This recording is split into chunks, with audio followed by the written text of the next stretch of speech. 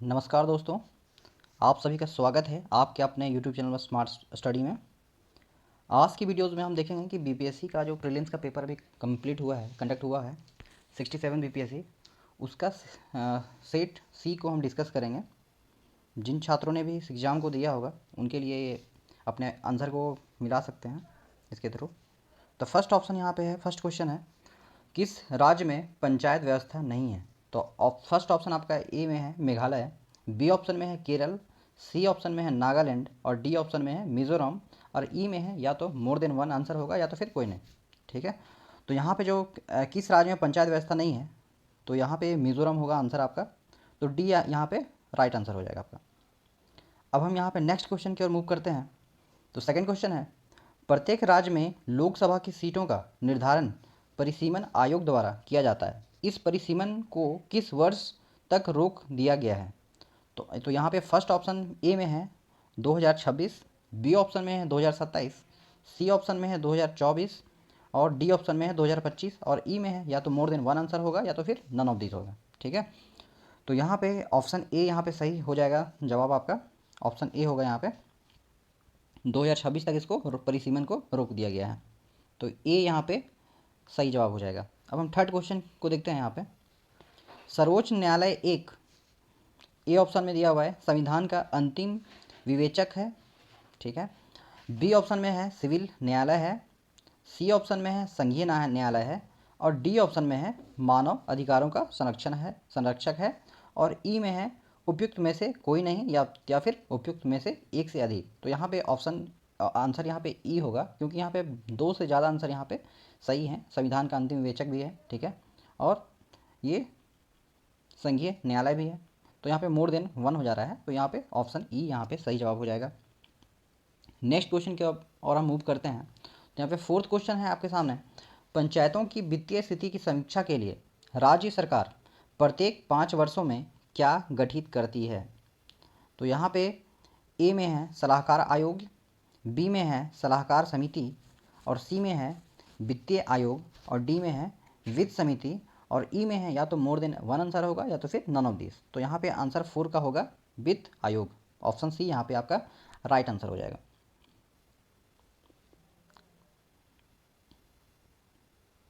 अब हम next question की ओर मूव करते हैं। तो क्वेश्चन नंबर 5 यहाँ पे आपको दिखाई दे रहा होगा, सामुदायिक विकास का उद्देश्य क्या है? तो सामुदायिक विकास का उद्देश्य क्या है? तो फर्स्ट ऑप्शन देखते हैं पर्यावरण संरक्षण, बी ऑप्शन में है समरस जीवन, सी ऑप्शन में है आर्थिक विकास और डी में है मानव पूंजी का निर्माण और ई में या तो मोर देन वन आंसर होगा या तो फिर नन ऑफ दिस होगा। तो यहाँ पे हम देख रहे हैं सामुदायिक विकास का उद्देश्य क्या है, मानव पूंजी का निर्माण, पर्यावरण संरक्षण। यहाँ पे मोर देन वन आंसर हम देखने को मिल रहा है, तो ऑप्शन ई यहाँ पे सही जवाब हो जाएगा।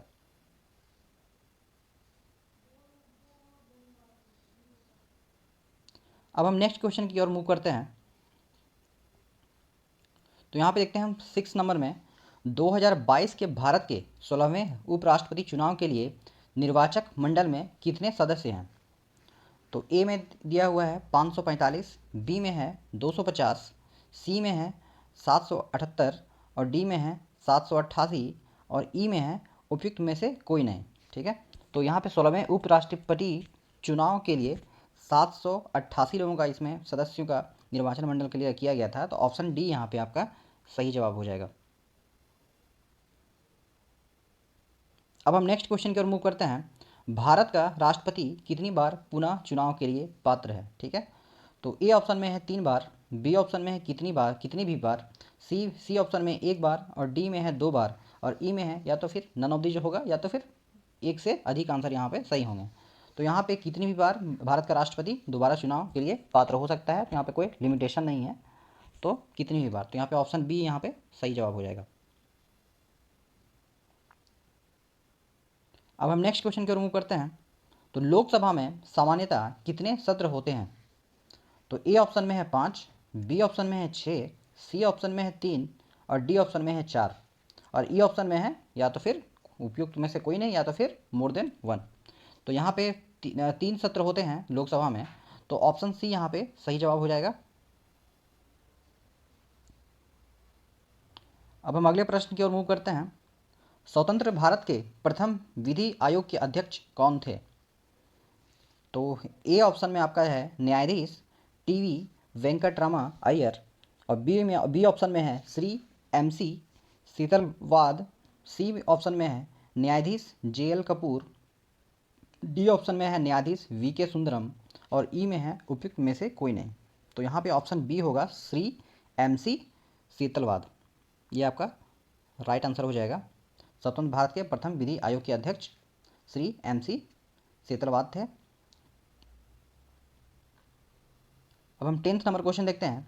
भारत में यदि एक राज्य एक चुनाव लागू किया जाता है तो भारतीय संविधान के किस अनुच्छेद में संशोधन की आवश्यकता होगी? तो यहाँ पे ए ऑप्शन में है अनुच्छेद 356, बी में है अनुच्छेद 246, अनुच्छेद अनुच्छेद 83 सी ऑप्शन में, ऑप्शन डी में दिया हुआ है अनुच्छेद 172, और ई में है उपयुक्त में से कोई नहीं या फिर उपयुक्त में से एक से अधिक। तो यहाँ पे हो जाएगा ई ऑप्शन हो जाएगा, क्योंकि आंसर यहाँ पे उपयुक्त में से कोई नहीं होगा, तो ई यहाँ पे सही जवाब हो जाएगा। बढ़ते हैं हम अगले प्रश्न की ओर। तो क्वेश्चन नंबर 11 देखते हैं। वस्तु वर्गीकरण और समूहों के अनुसार विश्वव्यापी निर्यातों में भारत का हिस्सा वर्ष 2018 में कितना था? तो ए ऑप्शन में है 2.1%, बी में है 1.3%, और सी में है 1.7%, डी में है 0.7%, और ई में है मोर देन वन आंसर या फिर नन ऑफ दी अबव। तो यहाँ पे ऑप्शन सी यहाँ पे सही जवाब हो जाएगा। तो 1.7% यहाँ पे सही आंसर निकल के आता है।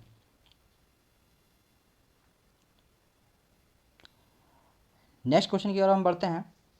12th नंबर क्वेश्चन देखते हैं। चतुर्थ अग्रिम अनुमान के अनुसार वर्ष 2020-21 में भारत में गेहूं का कुल उत्पादन कितना है?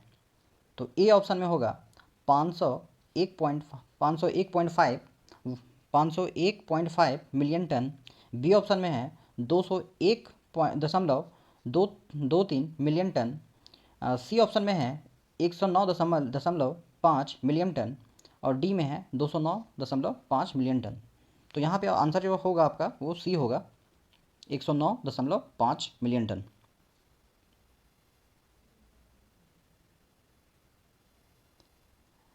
नेक्स्ट क्वेश्चन देखते हैं यहाँ पे हम 13 नंबर। जीवंत ग्राम कार्यक्रम के संबंध में सही कथन का चयन कीजिए। तो ए में इसका ऑप्शन दिया हुआ है, इसकी शुरुआत साल 2017 में हुई थी। बी ऑप्शन में दिया हुआ है यह उत्तरी सीमा पर सीमावर्ती गांवों के विकास के लिए है। सी ऑप्शन में है यह बिहार में सड़क संपर्क के विकास के लिए है।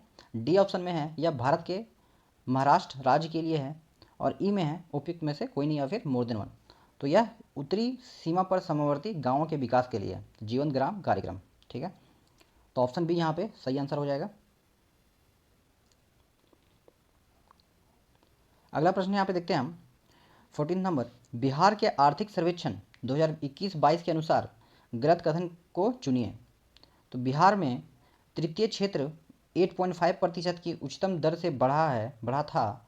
बी ऑप्शन में है बिहार में प्राथमिक क्षेत्र में 2.8% की दर से वृद्धि हुई है।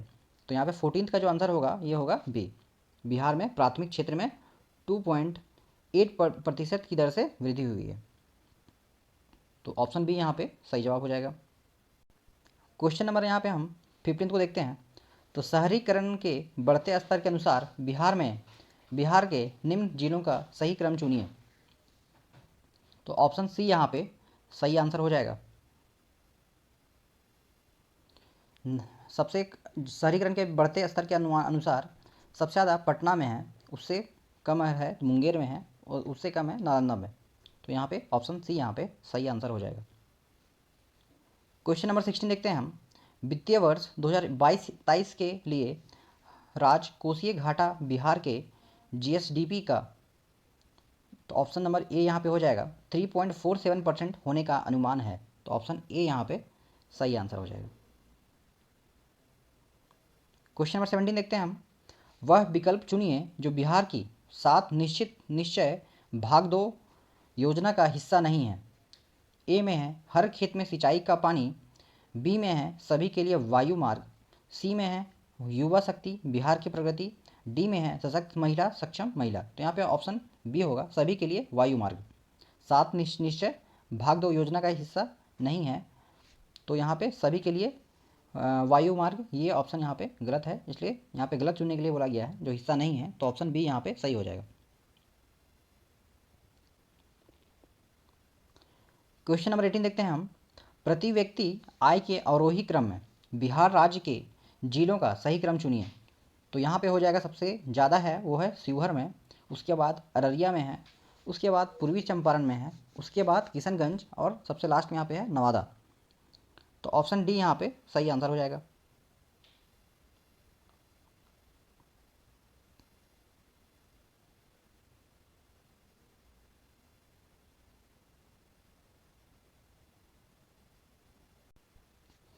बढ़ते हैं हम अगले प्रश्न की ओर। क्वेश्चन नंबर 19 हम देखते हैं। NSSO के 68वें दौर के आधार पर गरीबी अनुमानों के बारे में कौन सा कथन सत्य नहीं है? तो यहाँ पे भारत की 33.35% जनसंख्या गरीबी रेखा से नीचे जीवन यापन कर रही थी। तो ये ऑप्शन यहाँ पे गलत होगा, ये ऑप्शन यहाँ पे सही नहीं है, तो ऑप्शन बी यहाँ पे सही आंसर हो जाएगा। क्वेश्चन नंबर 20 देखते हैं हम। निम्नलिखित में से कौन सा भारत में सूक्ष्म उद्यम को आंशिक रूप से प्रभावित करता है? तो संयंत्र और मशीनरी या उपकरणों में 1 करोड़ से अधिक निवेश नहीं। तो यहाँ पे ऑप्शन सी यहाँ पे सही आंसर हो जाएगा।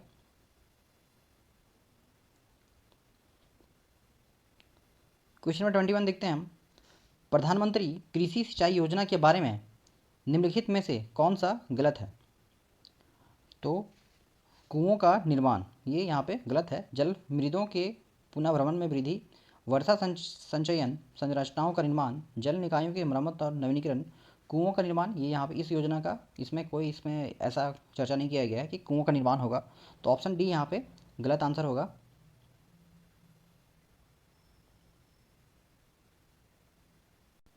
क्वेश्चन नंबर 22 यहाँ पे हम देखते हैं। भंडारी समिति किससे संबंधित है? तो भंडारी समिति क्षेत्रीय ग्रामीण बैंकों की पुनः संरचना से संबंधित है। तो ऑप्शन बी यहाँ पे सही आंसर हो जाएगा।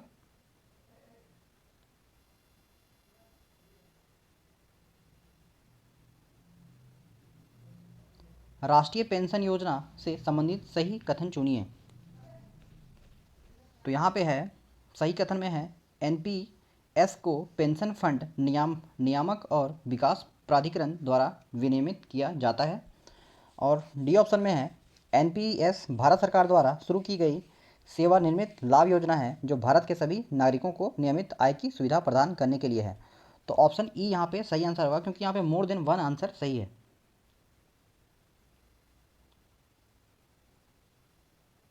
क्वेश्चन नंबर 24 देखते हैं हम।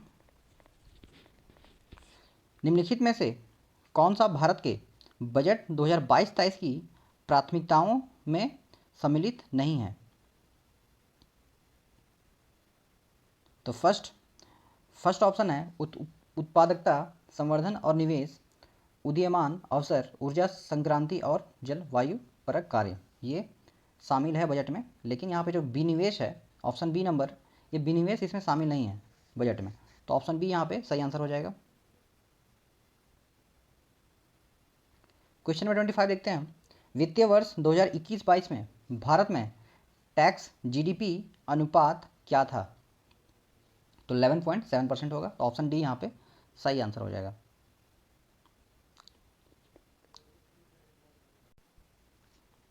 बढ़ते हैं अब हम अगले प्रश्न की ओर। तो अगला प्रश्न हमारा 26 से नंबर है। सुभाष चंद्र बोस ने निकोबार द्वीप को नया नाम दिया था। तो ऑप्शन सी होगा स्वराज द्वीप।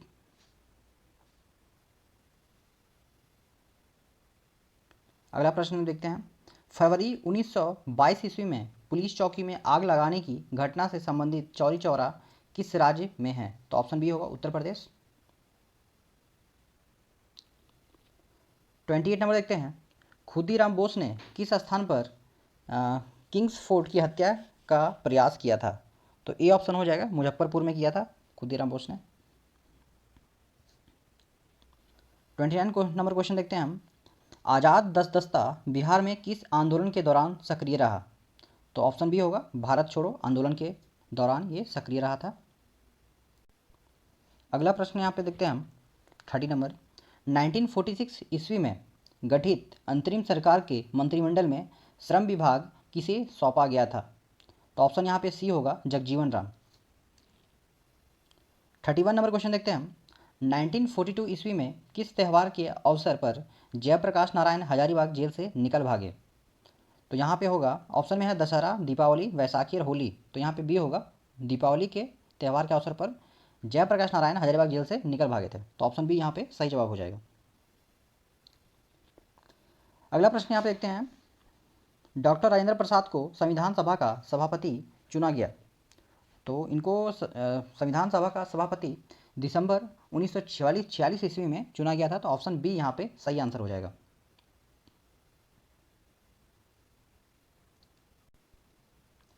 क्वेश्चन नंबर 33 यहाँ पे हम देखते हैं। सीमांत गांधी के नाम से कौन जाने जाते हैं? तो ऑप्शन बी होगा, अब्दुल गफ्फार खां। इनको सीमांत गांधी के नाम से जाना जाता है। ऑप्शन बी यहाँ पे सही आंसर हो जाएगा। 34 नंबर क्वेश्चन देखते हैं हम। झांसी की रानी लक्ष्मीबाई की मृत्यु कहाँ पर हुई थी? तो फर्स्ट ऑप्शन में है ग्वालियर। तो सही आंसर है, तो ग्वालियर में ही रानी लक्ष्मीबाई जी की मृत्यु हुई थी। तो ऑप्शन ए यहाँ पे सही आंसर होगा। 35 नंबर क्वेश्चन देखते हैं हम। बंगाल विभाजन के विषय में किसने कहा था, विभाजन हमारे ऊपर बम की तरह गिरा? तो ये वाक्य किन्होंने कहा था? तो सुरेंद्र नाथ बनर्जी ने कहा था।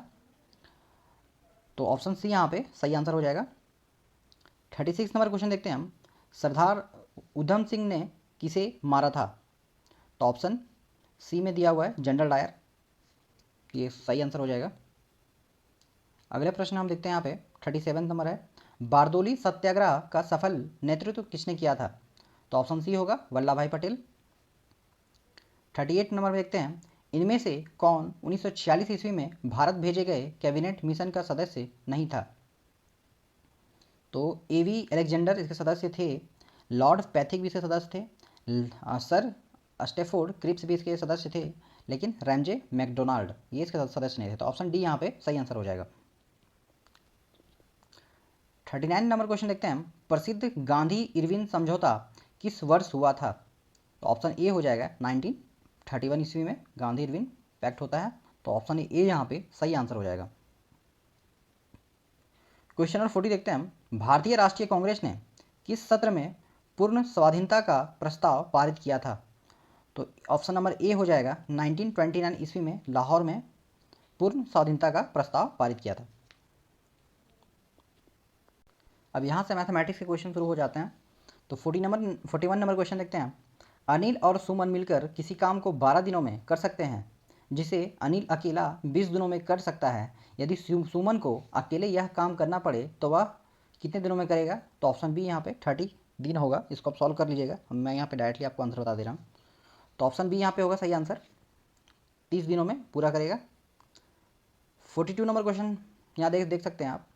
55 विद्यार्थियों की एक कक्षा में 34 को क्रिकेट खेलना पसंद है और 26 को बैडमिंटन खेलना पसंद है।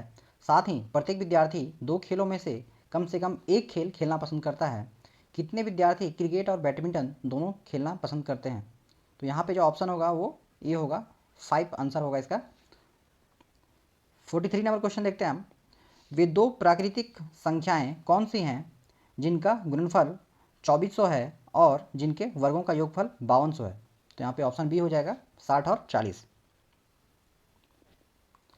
44 नंबर क्वेश्चन देखते हैं। 100 और 500 के बीच कितनी संख्याएं 4, 5 और 6 से विभाज्य हैं? तो ऑप्शन ए हो जाएगा, 7। 45 नंबर क्वेश्चन देखते हैं हम। 70 किलोग्राम के मिश्रण में बालू और सीमेंट का अनुपात 4:1 का है। मिश्रण में कितना बालू और कितना दिया जाए कि उसमें बालू और सीमेंट का अनुपात 6:1 हो जाए? तो यहाँ पे ऑप्शन डी सही होगा, 28 किलोग्राम। अब यहाँ पे हम बढ़ते हैं हमारे अगले क्वेश्चन की ओर। तो 46 नंबर क्वेश्चन यहाँ पे है। 150 प्रति दर्जन की दर से संतरे बेचने पर शशि को 25% की हानि होती है और 20% का लाभ पाने के लिए उन्हें किस दर में बेचना चाहिए? तो ऑप्शन ए यहाँ पे सही आंसर होगा, 240 प्रति दर्जन की दर से बेचेगा तो उसे 20% का लाभ होगा।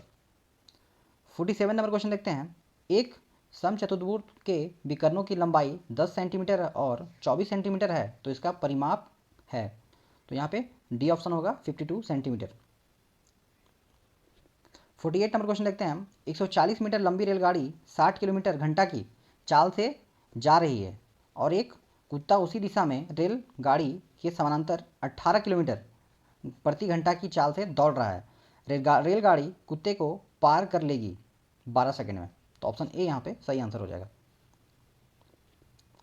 49 नंबर क्वेश्चन देखते हैं हम। एक घड़ी सुबह ठीक 6 बजे सेट की जाती है। यह घड़ी 24 घंटे में 10 मिनट आगे बढ़ जाती है। जब दूसरे दिन यह घड़ी 11 बजे पूर्वाह इंगित करती है तो इसी समय तो सही समय क्या होगा? तो ऑप्शन डी यहाँ पे होगा पूर्वाह में 10:48। 50 नंबर क्वेश्चन देखते हैं यहाँ पे। 5 और 6 के बीच किस समय घड़ी की दोनों सुइयाँ एक साथ होगी?